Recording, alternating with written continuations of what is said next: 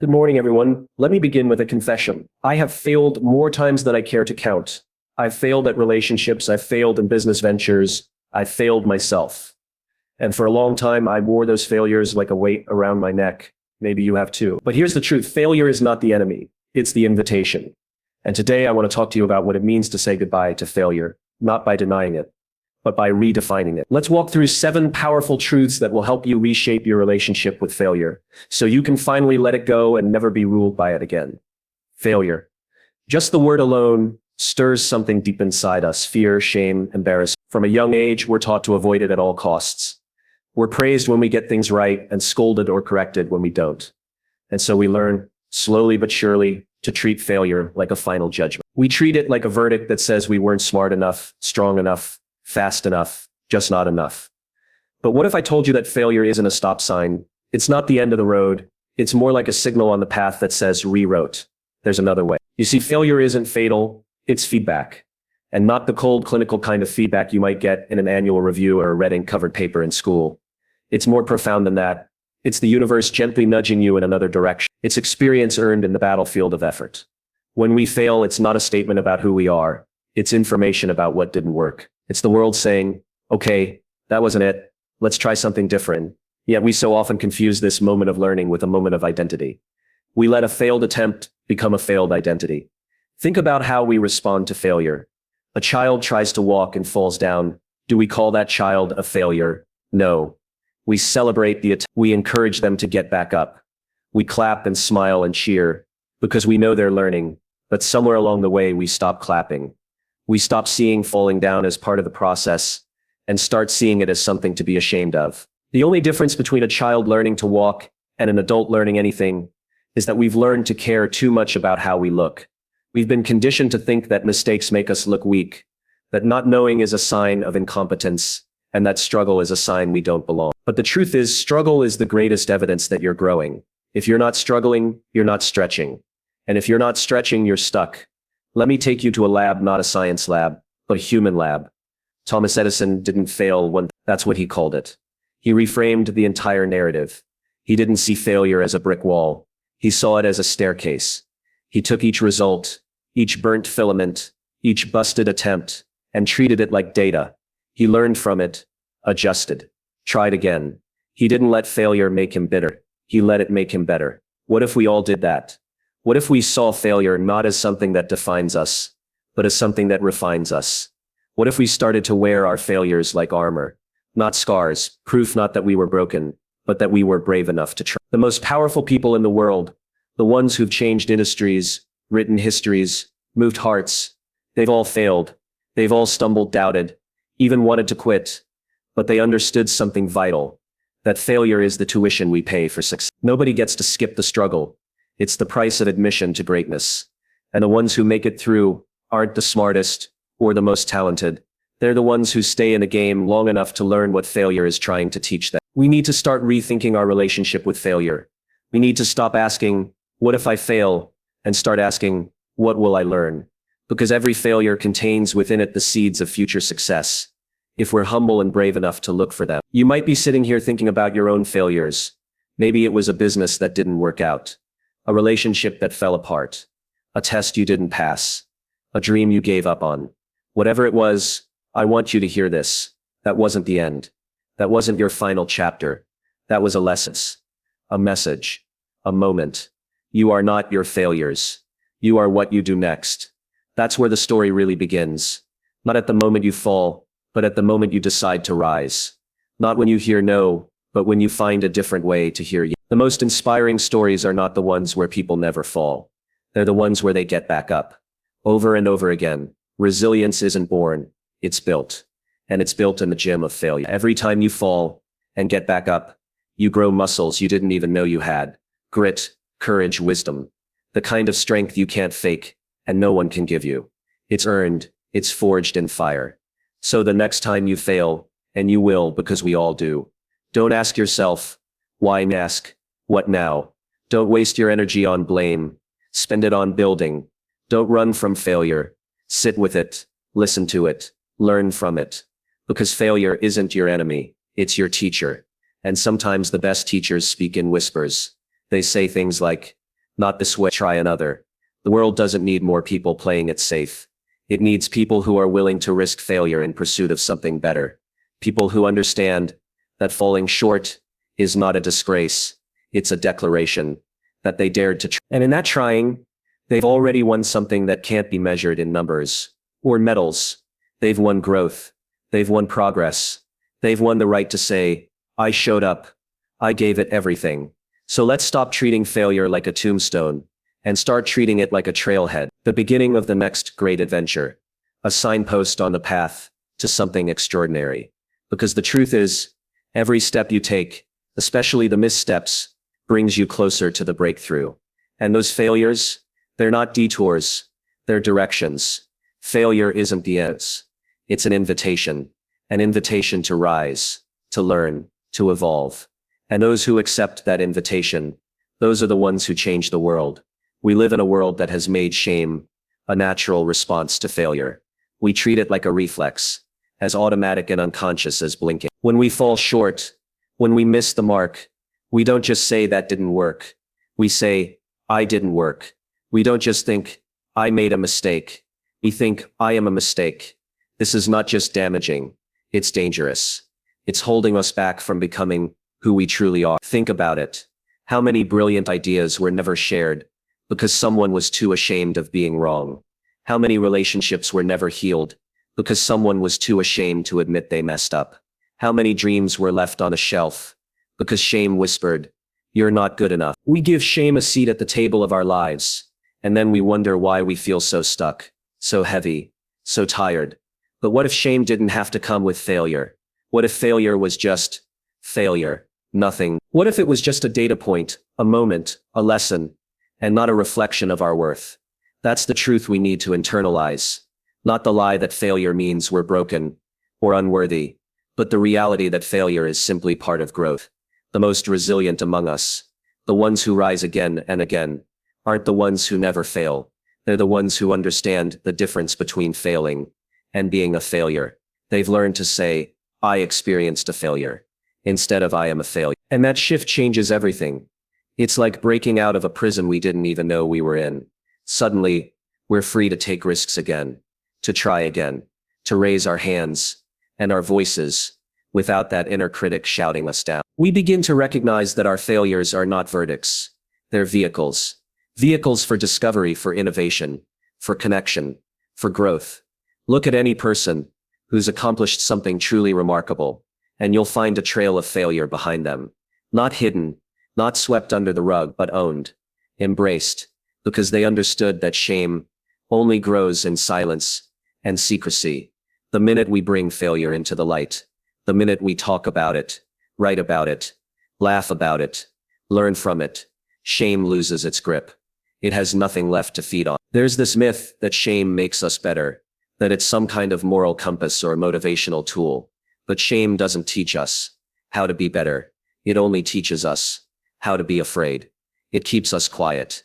It keeps us, and in doing so, it robs the world of our full selves, of our brilliance, our ideas, our courage. You see, the goal isn't to be flawless. The goal is to be whole. And wholeness means accepting every part of ourselves, the strong parts and the struggling parts, the proud moments and the painful ones. It means seeing ourselves clearly, without distortion. It means understanding that worthiness is not earned by performance or perfection. It's something we carry with us from the moment we arrive on this earth. So when you stumble, when you mess up, when you fall short, pause, take a breath, and instead of saying, what's wrong with, ask, what can I learn from this? That single shift from shame to curiosity opens up a whole new world. A world where failure is a teacher, not a judge. A world where mistakes are part of the map, not dead ends. And let me be clear, this isn't about avoiding responsibility. This isn't about saying, it doesn't matter that I failed. No, it matters.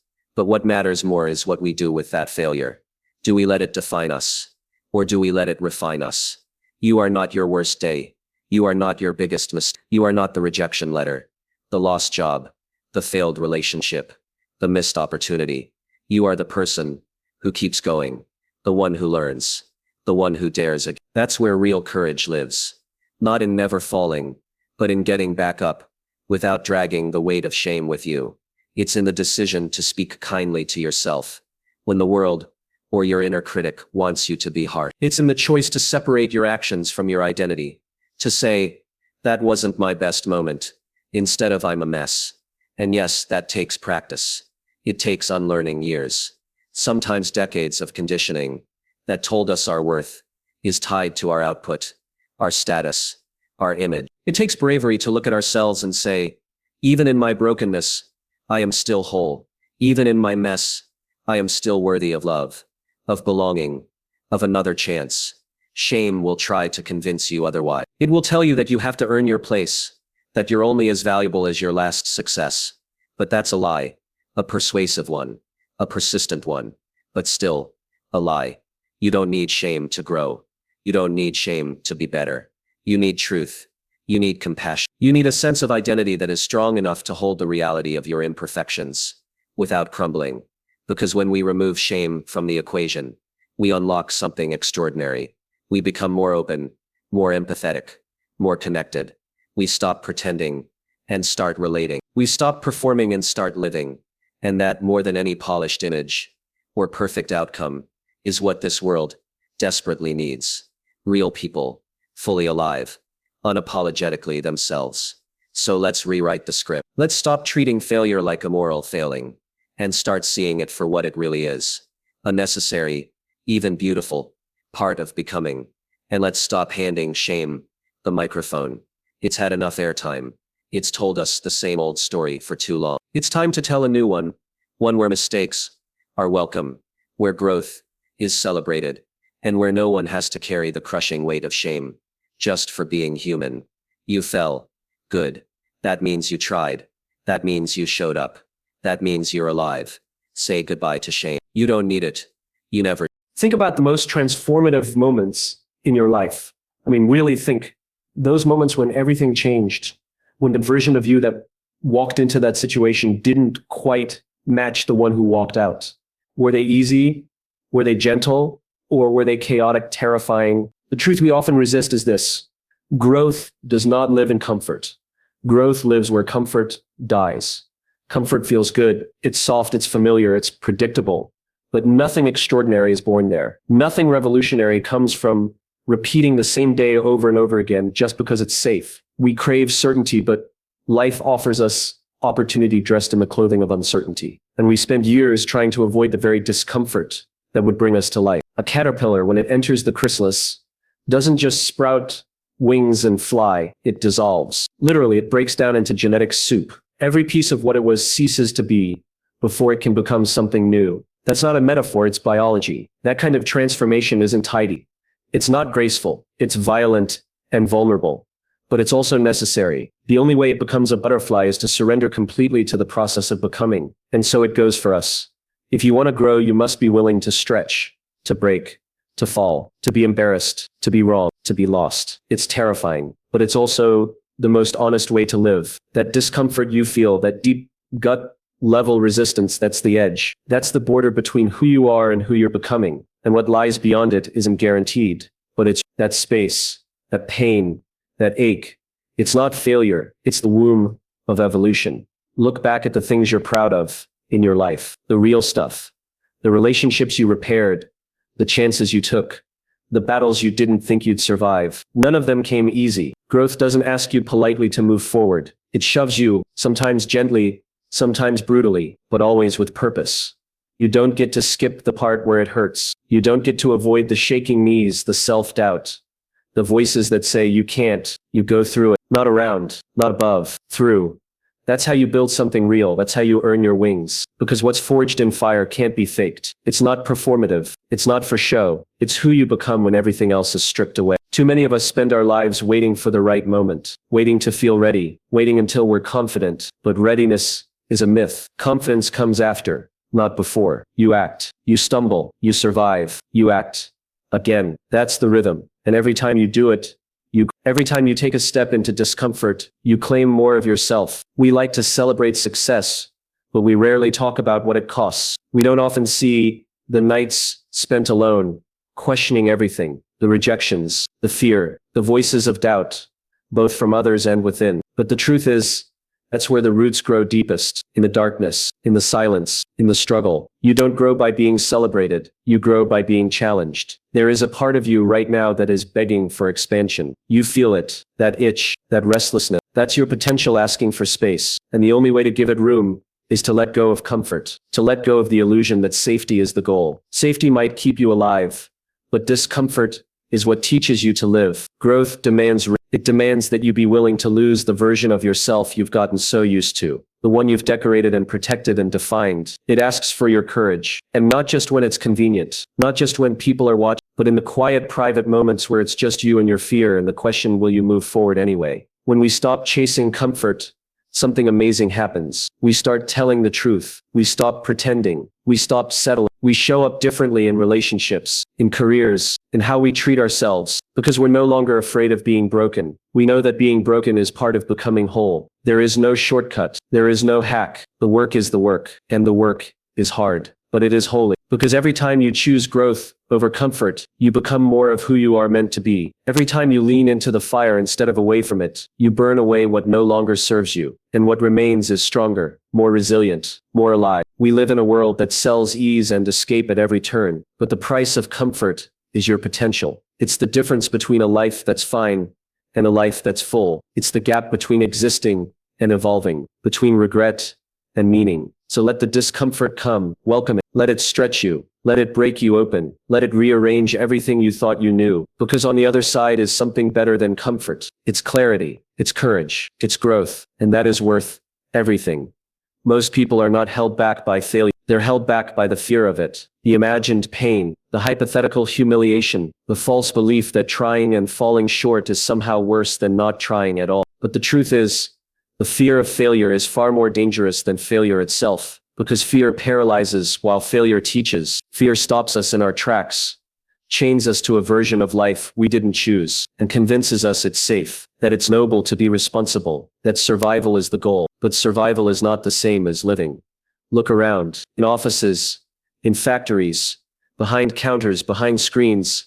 There are millions of people who have traded their potential for predictability. A Gallup study showed over 85% of people hate their jobs. That's not a statistic. That's a silent epidemic. That's millions of people waking up every day with a sense of dread. Not because they're incapable of doing something more, but because they're afraid of what it might mean to step outside the boundaries, afraid of not knowing what comes next, afraid of losing the little they have, even if it's costing them everything they are. We're raised in a system that teaches us to avoid failure at all costs. Get the right grades, get the safe job. Don't fall behind. Don't take risks. Don't make mistakes. It's as if making a wrong turn means you'll never find your way back. But life isn't a straight line. It's a winding path, full of detours, setbacks, and unexpected turns. And it's precisely in those wrong turns that we discover who we are, what we're made of, and what we're capable of becoming. The danger is not in trying and failing. The danger is in not trying at all. Because when you don't try, when you don't leap, you don't just avoid the fall. You avoid the flight. You rob yourself of the chance to rise. And that's a different kind of failure. The kind that doesn't announce itself loudly. The kind that doesn't come with a crash or a bang. It's quieter, more insidious. It creeps into your life, one compromise at a time. It whispers at night, when the world is quiet. You could have been. It's the failure of inaction. And it's the kind that never leaves you. We think fear is there to protect us, but sometimes fear is just a liar wearing the mask of caution. It tells us we're not ready, that we're not good enough, that we don't belong. But fear is not the enemy. It's a signal sign that something matters, that you're standing at the edge of something meaningful. When fear shows up, it means you're getting close to growth. And in that moment you have a choice, to retreat back into comfort, or to lean in. Comfort feels safe, but it comes at a cost. Comfort zones aren't places of peace. They're places of slow erosion. It's where dreams die. Not with a scream, but with a sigh. Every time we choose safety over courage, we give up a piece of ourselves. Not because we failed, but because we didn't even allow ourselves the chance to succeed. I've met people with every imaginable background. Doctors, teachers, artists, entrepreneurs, who all carry the same invisible burden. The weight of unlived lives. The song they never sang, the business they never started, the words they never said. And the haunting thing is, they don't regret the mistakes they made. They regret the moments they held back, the chances they didn't take, the love they didn't pursue, the ideas they kept locked away, waiting for the right time that never came. Failure is not the end. It's the beginning. It's the birthplace of resilience, grit, innovation, and strength. Every successful person you admire has failed, not once, not twice, but over and over again. What sets them apart isn't that they never fell, it's that they never stayed down. They saw failure as feedback, they used it as fuel, they embraced the lessons, and kept going, because they understood something vital. The only real failure is choosing to stop. When we allow fear to dictate our decisions, we become prisoners of our own potential. We build invisible walls around ourselves. And then we wonder why we feel stuck. But those walls are made of thoughts, of doubts, of stories we tell ourselves about why we can't. And those stories can be rewritten. Yes, trying is scary. Yes, stepping into the unknown is uncomfortable. But discomfort is the price of growth. Pain is the price of purpose. The goal isn't to eliminate fear. It's to walk with it, to look it in the eye and say, you don't get to decide for me. Let fear be your guide, not your gatekeeper. If it scares you, it probably matters. If it keeps you up at night, it's worth exploring. Let fear point the way, not block the path. Because behind fear is everything you've ever wanted. Freedom, fulfillment, impact, love, meaning. We don't get to control how many days we have, but we do get to decide how we spend them. Don't waste another one living small because you're afraid of falling. Leap, risk the fall, because in the fall you learn to fly. And even if you stumble, even if it doesn't go the way you hoped, you will rise with a strength you didn't know you had. You'll discover a version of yourself you didn't know existed. That version is waiting. On the other side of fear, the stories we tell ourselves are not just thoughts floating in our mind. They're the invisible scripts that guide our decisions, the quiet voices that shape our confidence, and the internal compass pointing us towards success or dragging us into fear. They determine whether we walk into a room feeling like we belong, or shrink away, thinking we're not enough. They influence whether we try again after we fall, or decide we'll never get it right. Most of us are not even aware of the narratives we've accepted. We absorb them silently, over years of trial, rejection, comparison, and heartbreak. And once they root themselves, they become truths we live by, even if those truths are lies. Think about it. Every time you didn't try something because you thought you weren't smart enough, strong enough, or talented enough, was that really the truth? Or was it just a story you'd rehearsed for so long that it felt real? When J.K. Rowling submitted her manuscript to publisher after publisher, she received not just rejections, but silence, dismissal, and indifference. 12 different publishing houses told her she wasn't good enough. The easy story to accept would have been, they're right, I'm not good enough, I should stop. But she didn't choose that. She told herself a different story. They're not ready for me yet. And that shift, that small twist in the narrative, changed everything. Because the story you choose determines the steps you take next. We all carry moments of failure and pain. And in those moments we write our inner stories. The job you didn't get. The person who left.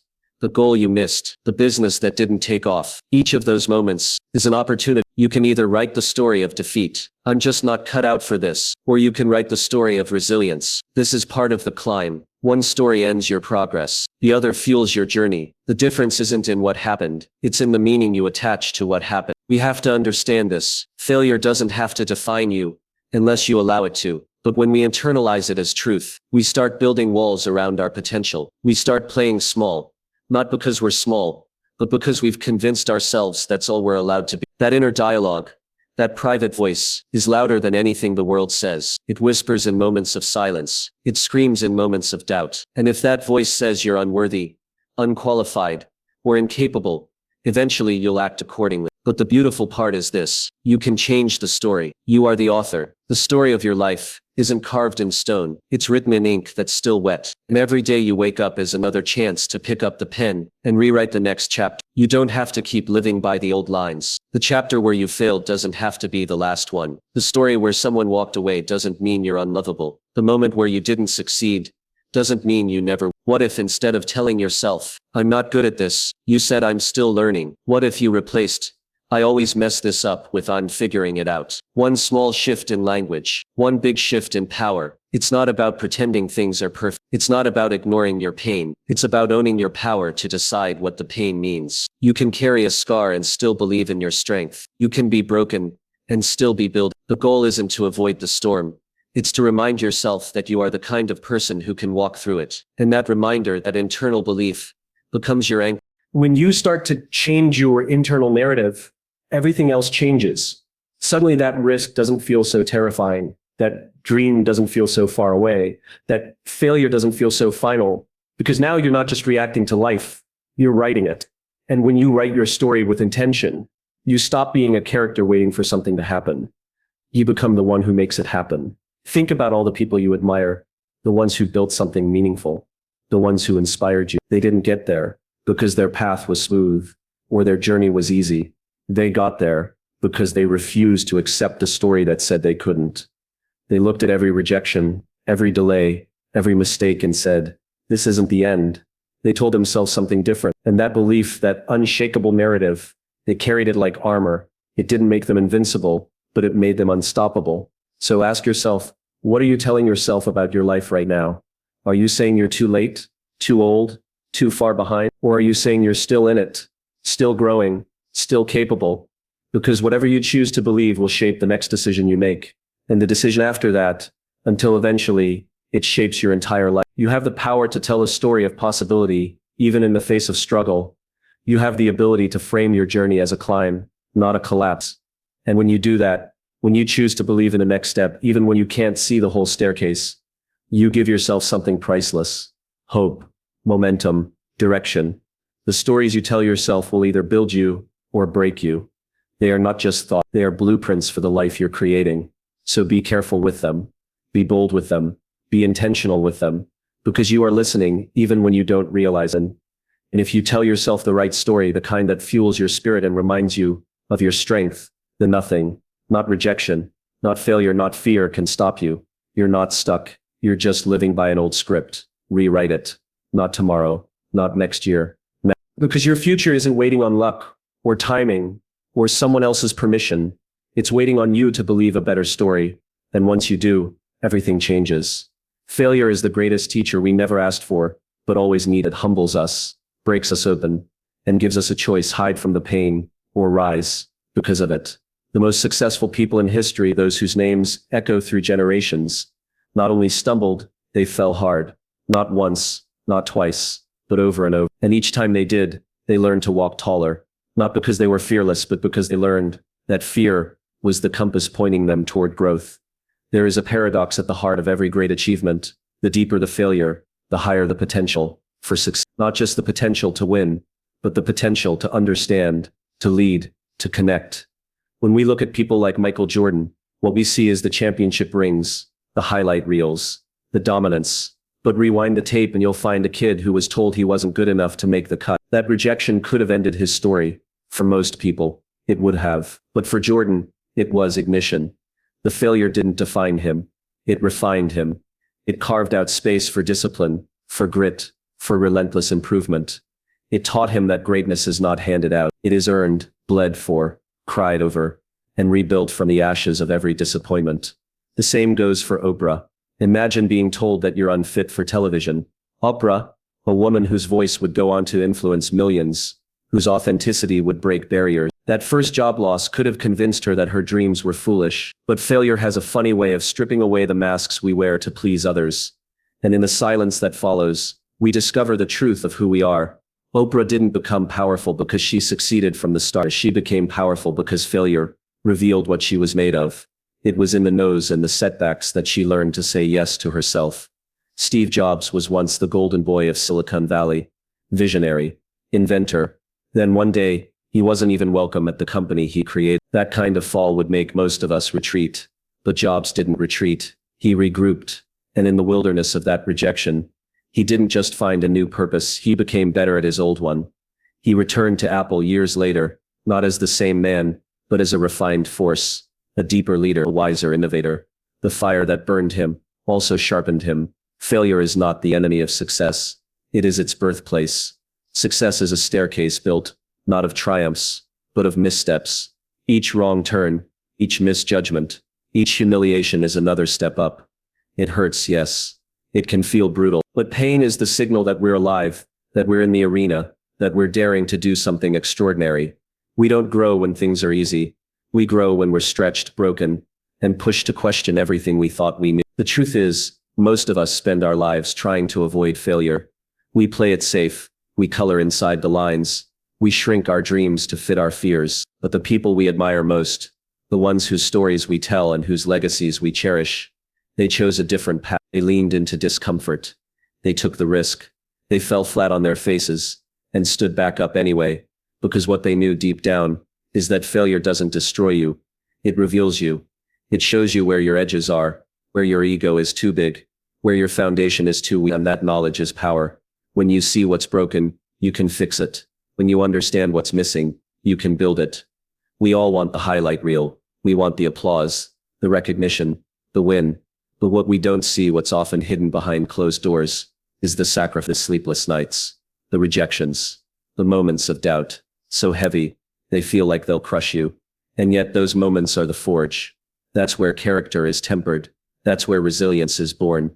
It's easy to admire success from a distance, to assume that some people are just lucky, just talented, just destined. But that's not how this works. The difference between someone who wins and someone who quits isn't luck. It's choice. It's choosing to see failure as feedback. It's choosing to get up one more time, then you fall. It's choosing to believe that the struggle is shaping you for something greater. And here's the most incredible part. When you embrace failure, when you stop running from it and start learning from it, you become unstoppable. Because then failure loses its power to define you. It just becomes another lesson, another part of the journey. You start to take bigger risks. You start to dream louder. You begin to lead not from a place of perfection, but from authenticity. And that is magnetic. People don't follow perfection. They follow courage. They follow truth. They follow someone who has walked through the fire and emerged with stories, not scars. There is a story inside each of us, waiting to be written. And the pages that matter most, the ones that shape our legacy, are not the ones where everything went right. They're the pages where everything went wrong, and we kept going anyway, where the dream looked impossible, but we showed up, where we lost, but still chose to believe. Because in the end, success isn't about how high you climb. It's about how many times you were willing to fall and rise. The most successful people fail the most, not because they are weak, but because they are brave enough to try again and again and again. So the question is not whether you will fail. You will. We all will. The question is, what will you do with it? Will you let it bury you, or will you let it build you? The staircase to success is not paved in gold. It's made of every time you didn't quit, every time you dared to hope, every time you failed and still found a reason to try again. That is how greatness is born. That is how legacies are written, not in the absence of failure, but through the fire of it. Failure. It's a word that stings, a word that clings to our identity far longer than it should. For many of us, it's not just an event. It's a label, a permanent scar. And because of that, we run from it. We avoid risks. We stay silent when our voice could make a difference. And we settle into the safety of what we know, even when it no longer fulfills us. But what if I told you that everything you've ever wanted is on the other side of that fear? What if the real breakthrough isn't in avoiding failure, but in embracing the courage to face it? Courage isn't loud. It doesn't always announce itself with grand gestures or dramatic moments. Sometimes it whispers. Sometimes it's the quiet choice to try again when no one's watching. Sometimes it's the decision to keep showing up when the odds are stacked against you. The truth is, courage isn't the absence of fear or failure. It's the decision again and again not to let them define you. We've been taught to fear failure, like a in school, we're rewarded for the right answers, not for the curiosity that leads to discovery. In life, we're praised for perfection, not for the persistence that fuels progress. We learn to color inside the lines, to walk the predictable path, and to follow the rule. And the moment we step out, the moment we take a risk and it doesn't go as planned, the world is quick to remind us, you failed. But here's the thing no one tells you. Failure is a sign you're playing the game. It means you're in the arena. It means you dared to care about something enough to try. And yes, it hurts. It's frustrating. It's uncomfortable, but it is never final. Unless you let it be. Courage is born the moment we stop asking, what if I fail? And start asking, what if I don't try? Because the cost of inaction is far greater than the sting of a misstep. Every great leap forward in history, every innovation, every movement, every change was sparked by someone who chose to risk failure in the pursuit of something great. Not because they were fearless, but because they were driven by something bigger than their fear. When we shift our mindset, we shift our power. Failure no longer becomes a roadblock. It becomes a roadmap. It shows us where we can improve. It highlights what matters to us. It reminds us that we're growing, because the truth is, the people who achieve the extraordinary aren't the ones who never fall. They're the ones who get back up again and again with a fire in their heart that says, this is not where my story ends. Think about the moments in your life when you were most alive, really alive. The moments when your heart raced, when the outcome was uncertain, but you leapt anyway. Those moments were defined by courage.